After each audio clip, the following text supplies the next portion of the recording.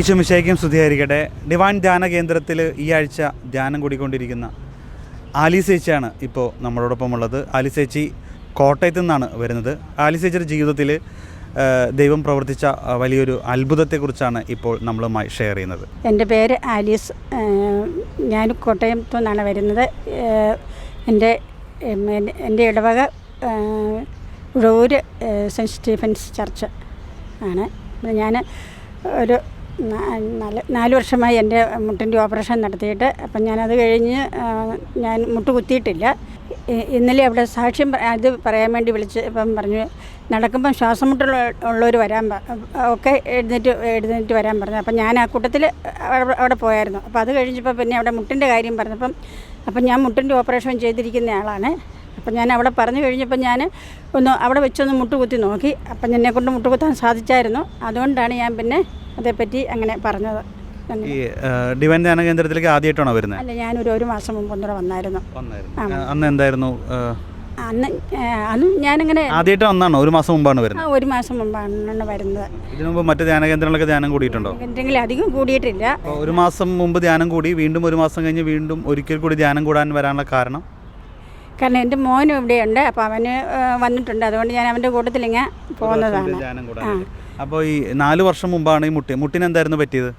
മുട്ടിന് തേയ്മാനായിരുന്നു. അപ്പോൾ അതിന് ഓപ്പറേഷൻ ചെയ്തായിരുന്നു. നല്ല വേദനയായിരുന്നു മുട്ടിന്? അതെ. അത് എറണാകുളത്ത് ആസ്റ്റർ മെഡിസിറ്റിയിലായിരുന്നു ചെയ്തത്. ഈ ഓപ്പറേഷൻ കഴിഞ്ഞ് 4 വർഷം മുമ്പാണ് ഓപ്പറേഷൻ കഴിഞ്ഞത്. ഓപ്പറേഷൻ കഴിഞ്ഞിട്ടും വേദന ഉണ്ടായിരുന്നോ? അല്ല, ഓപ്പറേഷൻ കഴിഞ്ഞൊരു 6 മാസത്തേക്ക് ഉണ്ടായിരുന്നു വേദന. അത് കഴിഞ്ഞിട്ട് വേദനയൊന്നും ഇല്ലായിരുന്നു. പിന്നെ എനിക്കത് വേറൊരു സാക്ഷിയുണ്ട് കേട്ടോ. ഞാൻ ഈ കാരിസ് ഭവനിൽ പോയായിരുന്നല്ലോ. അപ്പോൾ കാരിസ് ഭവനിൽ പോയി ഇതുവരെ 3 ദിവസത്തെ ധ്യാനം കൂടിയായിരുന്നു. അപ്പോൾ എൻ്റെ വായിക്കകത്ത് ഇങ്ങനെ ഒരു അസുഖം ഇങ്ങനെ ഇടയ്ക്ക് വരാറുള്ളതാണ്. അതും ഇങ്ങനെ വായിക്കകത്തുകൊണ്ട് അതിൻ്റെ അൾസറിൻ്റെ ആണെന്ന് പറഞ്ഞു. അപ്പോൾ അതങ്ങനെ സ്ഥിരമായിട്ട് പോയി അല്ലെന്ന് ഡോക്ടറിനോട് പറഞ്ഞിട്ടുണ്ട്. അപ്പം ഞാൻ ഈ കാരിസ് ഭവനിൽ പോകുമ്പം എൻ്റെ ഈ നാക്കൽ അങ്ങനെയൊക്കെ വരുന്നതൊക്കെ മാറിയിട്ടുണ്ട്. പിന്നെ ഈ വായുടെ മുകളിലായിട്ട് ഒരു ഇതുണ്ട്.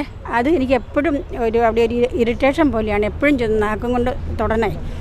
അപ്പോൾ അതിങ്ങനെ ഒരു 5-8 മാസമായിട്ട് അങ്ങനെ നിൽക്കുവാണ്.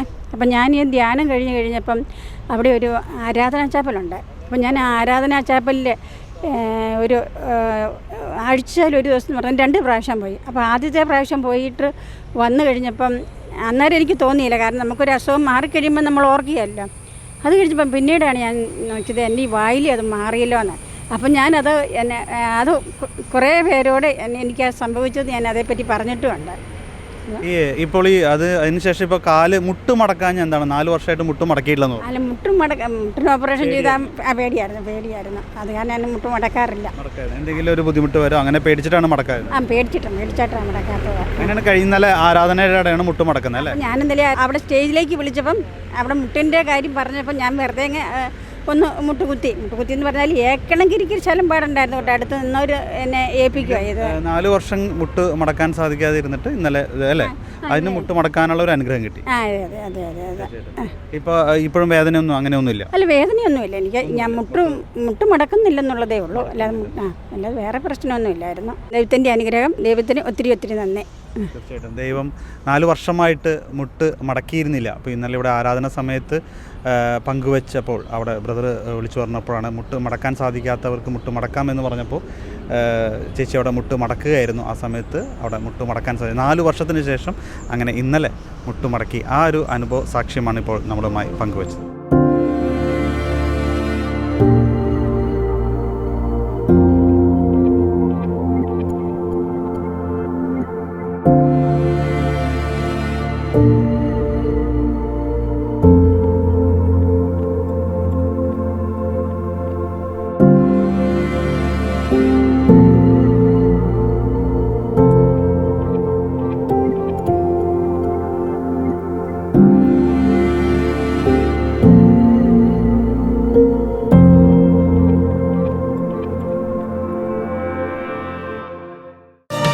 അടയാളങ്ങളാൽ വഴി നടത്തും നാഥ, അത്ഭുതങ്ങളാൽ രോഗങ്ങൾ മാറ്റും നാഥ, ഡിവൈൻ തിരുസന്നിധിയിൽ സാക്ഷ്യമേകാൻ നിൻ കൃപ പാടുന്നു ഞങ്ങൾ സദാ. അടയാളങ്ങളും അത്ഭുതങ്ങളും ഇതാ ദൈവകൃപയുടെ സാക്ഷ്യങ്ങൾ.